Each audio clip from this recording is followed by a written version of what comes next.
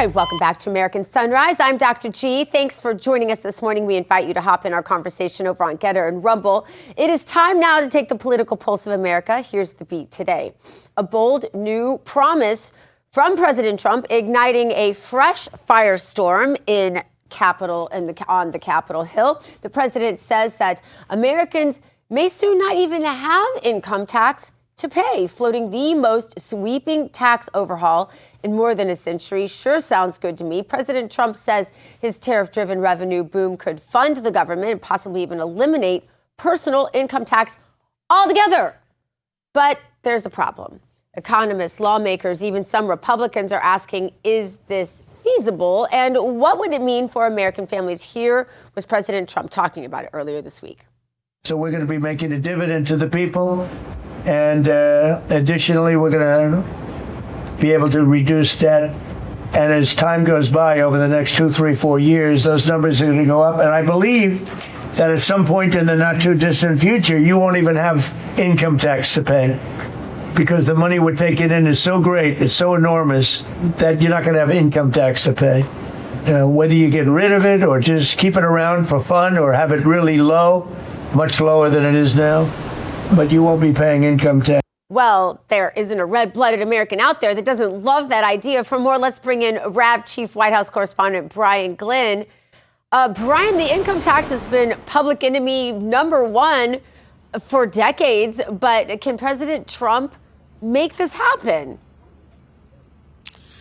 Well, I asked President Trump that question actually a couple months ago when these tariffs were being in place, and he used to talk about how we didn't have the income tax. We relied on tariffs in the early days of this country to bring in enormous amounts of wealth. We had so much money we didn't know what to do with it, that all of a sudden we got rid of that and we implemented an income tax. Now, is it possible? Yes.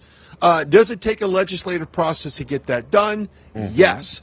But here's kind of a side note. I was having a conversation with a colleague of mine, and I said, well, there probably won't be a single Democrat that would vote for this. And they said, well, you know what, Brian, there probably would be several Republicans that wouldn't vote for this at all. But I say it's a great litmus test for the American people who they need to vote for and who they need to send to Congress and the Senate that goes against maybe abolishing this income tax. But it's certainly a conversation that has come up in wake of this historic tariffs of the revenue that's pouring into this country.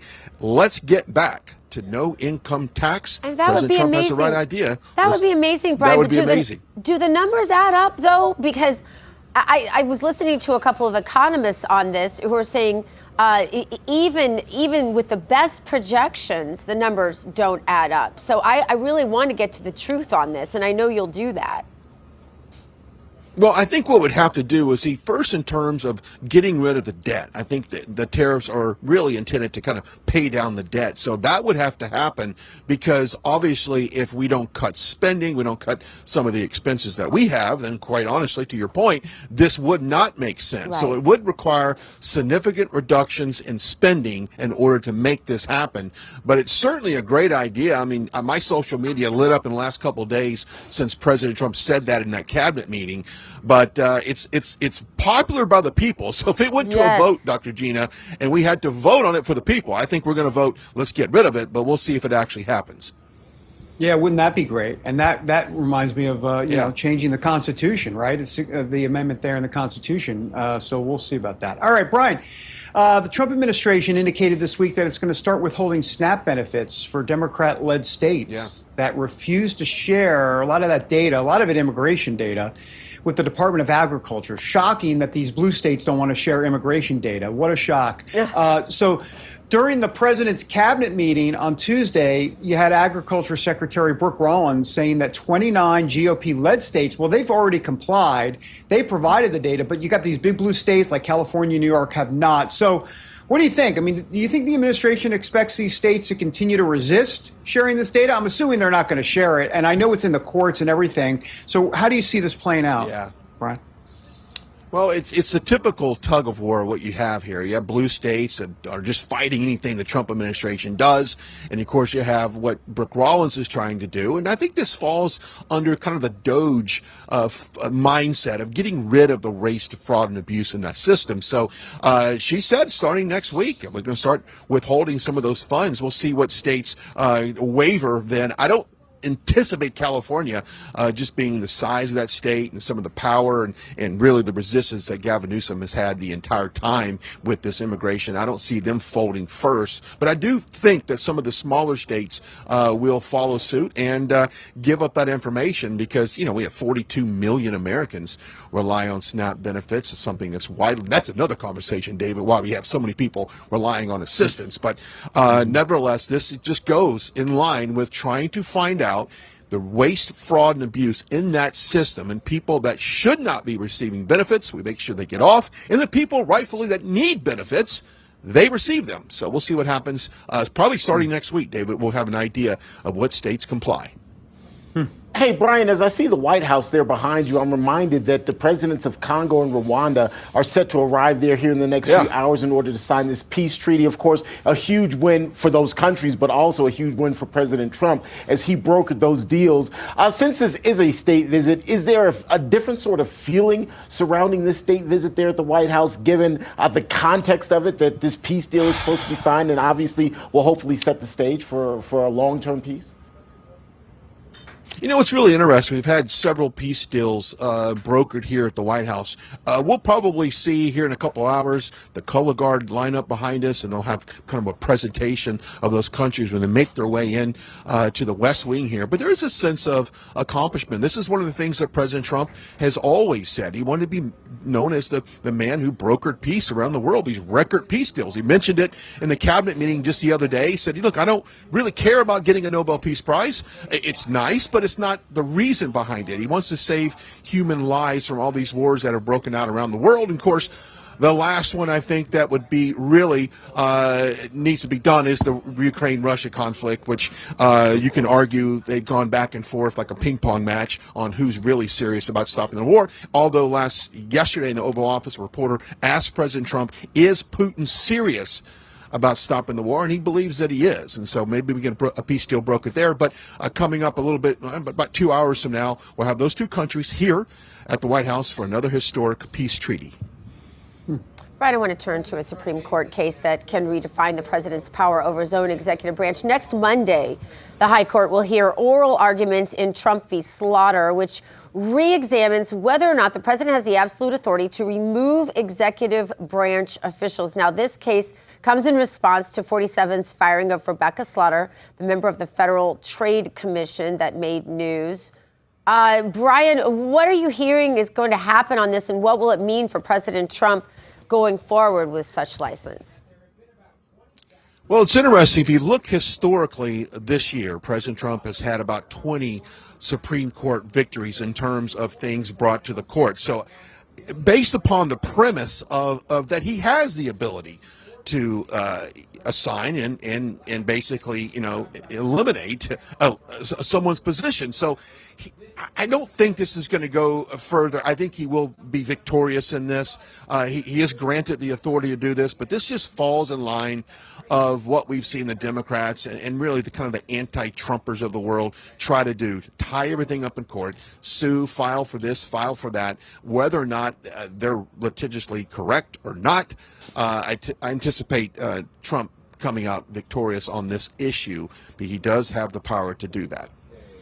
Hey, Brian, before we let you go, we want to turn to this latest development in the president's nationwide crime crackdown. So on Tuesday of this week, Los Angeles County's Board of Supervisors, they voted 4-0 to ban ICE agents from wearing masks on duty. These people out there, my goodness. But the Department of Homeland Security, they say it has no intention. They're not going to cede their constitutional authority to states or counties on this. So go ahead, Brian. What more can you tell us, sir? No.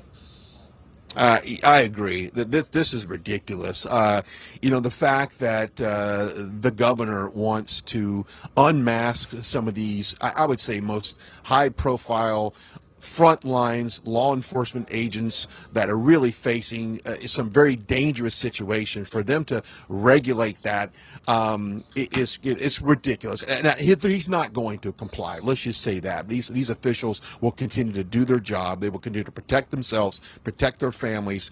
These are the same people, though, mind you, that wanted you to wear a mask on the beach during COVID when you're all alone on an isolated stretch of the beach on the sand by yourself, locking up surfers in the water for surfing during COVID. These are the same people that want to unmask some of these law enforcement agents that are facing danger every day.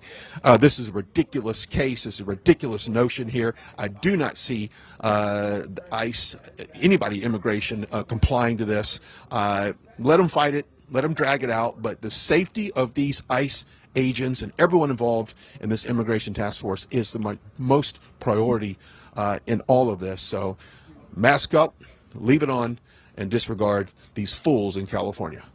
I feel an epic Brian Glenn rant coming on almost if we had more time. Well, what's really interesting, I wish we could go another hour on David Brody reading about skincare, because I was quite frankly very interested in that product. And since we're talking about music, I'm also interested to know what is on your Wrapped on your Spotify. I'm going to post mine up on social media here in a little bit. I'm just curious if you guys have got that Spotify Wrapped recap. Apparently, I have the age of a 16-year-old, so I probably act like one too. But according to Spotify, I'm 16 in the age.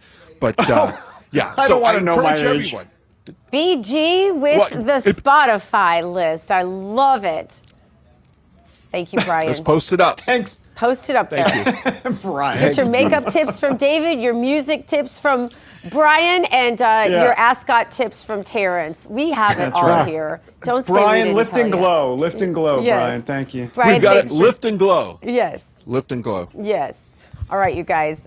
Coming up, leftist squad member Ilhan Omar says President Trump is demonizing the Somali community. We'll show you what she said after the break. But first, take a look at what you're getting when you join RAV Ambassadors. Look at this. Not that. What if watching Real America's Voice was just the beginning? Introducing RAV Ambassadors, the new grassroots platform that turns viewers into leaders, connecting directly with hosts like Steve Bannon, Dr. Gina, and more. Together, we're turning belief into action. Inside the RAV Ambassadors Hub, you'll get exclusive updates, challenges, and behind-the-scenes missions straight from the people shaping the fight for faith and freedom.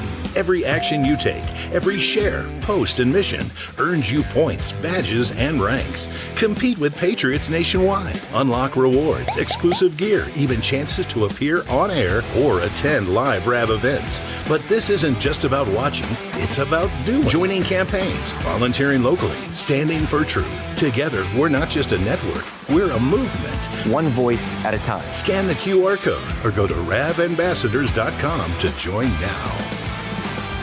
Because America's voice is your voice.